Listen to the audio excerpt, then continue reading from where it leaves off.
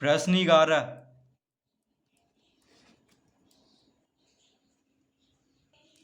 किसी समबाहु त्रिभुज की एक भुजा 8√3 सेंटीमीटर है तो किसी शीर्ष के सामने की भुजा पर डाले गए लंब की लंबाई ज्ञात करें।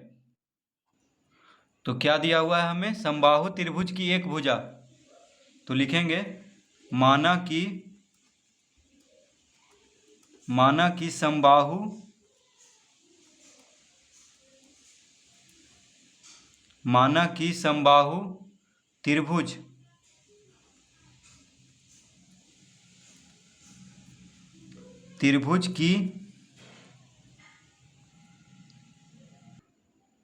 कि समबाहु त्रिभुज की प्रत्येक भुजा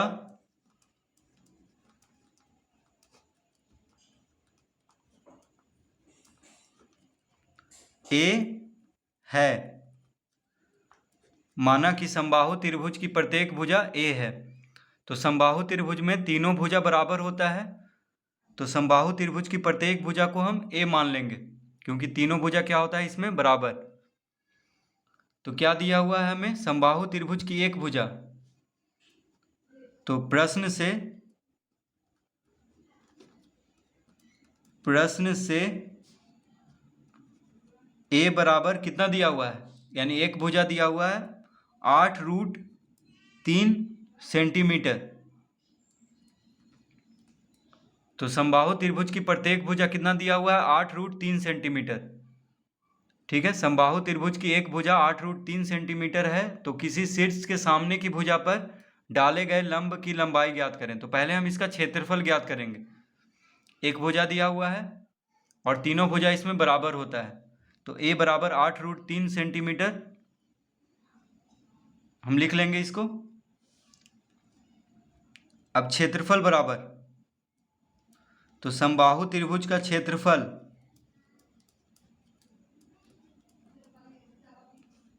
बराबर क्या होता है? तो समबाहु त्रिभुज का क्षेत्रफल का सूत्र होता है √3/4 ए स्क्वायर। तो √3/4 ए स्क्वायर। ए क्या है? प्रत्येक भुजा की लंबाई, जो कि दिया हुआ है 8√3। तो समबाहु त्रिभुज का क्षेत्रफल निकालने का यह सूत्र होता है √3/4 ए स्क्वायर।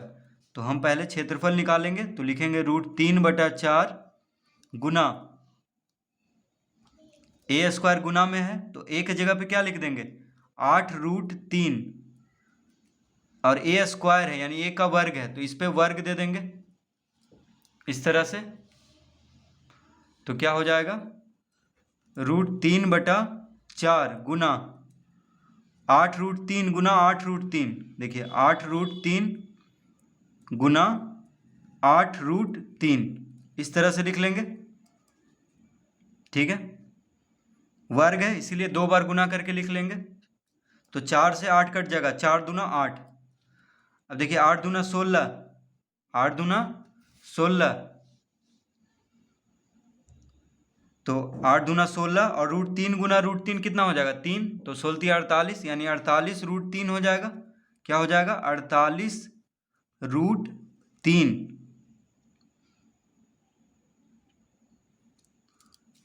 कैसे हुआ? तो 8 गुना 2, 8 दूना 16 हुआ और √3 गुना √3 हो जाएगा 3।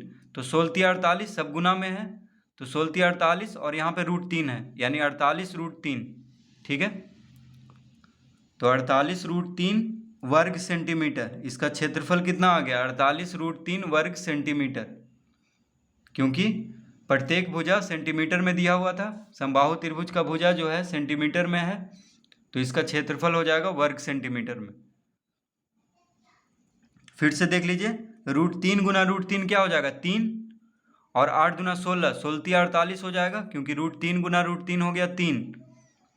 तो 3 दूना 6, 6 गुना 8 हो गया 48 और यहाँ पे √3 है यानी 48√3 वर्ग सेंटीमीटर। तो लिखेंगे अतः त्रिभुज का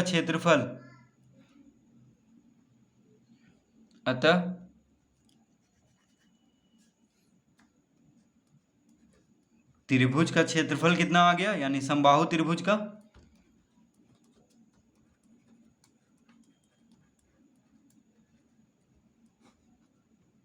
बराबर आ गया 48√3, 48√3 वर्ग सेंटीमीटर।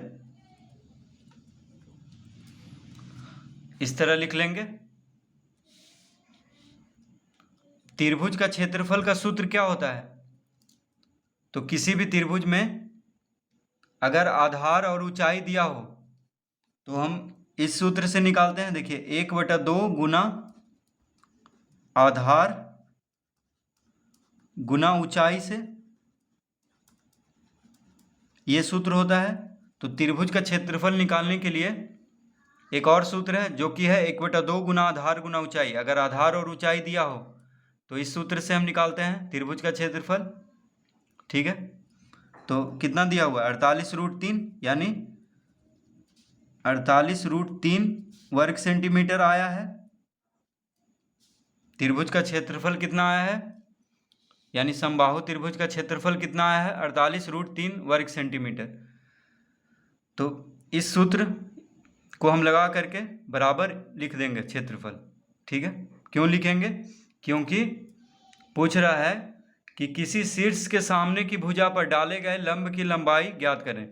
तो क्या निकालना है हमें? लंब की लंबाई, यानी ऊंचाई निकालना है। ठीक है, तो किसी भी भुजा को आधार मान लेना है, क्योंकि तीनों भुजा तो यहाँ पे बराबर है, इसीलिए हम ये सूत्र लगा करके और बराबर में क्षेत्रफल लिखे हैं। तो पहले क्षेत्रफल निकाल लेना है समबाहु त्रिभुज का, क्षेत्रफल का सूत्र लगा करके। फिर इस सूत्र से हम ऊंचाई ज्ञात कर लेंगे, यानी किसी शीर्ष के सामने की भुजा पर डाले गए लंब की लंबाई। तो लंब की लंबाई यानी ऊंचाई हमें ज्ञात करना है। किसी भी भुजा को आधार मान लेना है, क्योंकि तीनों भुजा तो बराबर है यहाँ पे समबाहु त्रिभुज में। तो लिखेंगे, या इसको इस तरह लिख सकते हैं अब 1/2 गुना आधार। अब देखिए तो कितना दिया हुआ था? समबाहु त्रिभुज की एक भुजा कितना था? 8√3, ये दिया हुआ है। कोई भी भुजा, तीनों भुजा तो बराबर है, तो प्रत्येक भुजा कितना है समबाहु त्रिभुज में? 8√3।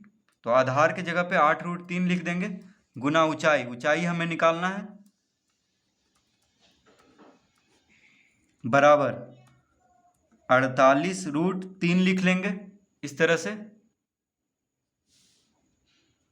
अतः ऊंचाई बराबर कितना हो जाएगा?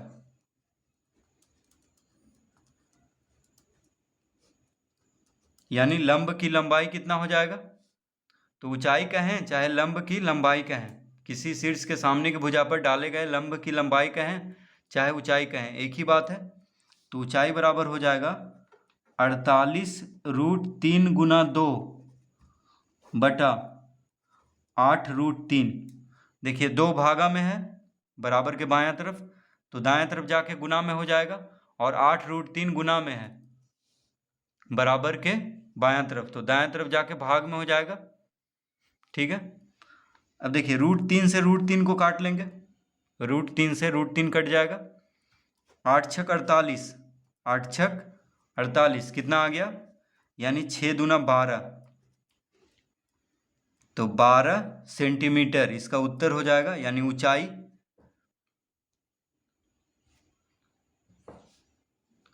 तो किसी शीर्ष के सामने की भुजा पर डाले गए लंब की लंबाई कितना हो गया? 12 सेंटीमीटर, यानी ऊंचाई। तो इसका उत्तर आ चुका है। तो इस तरह से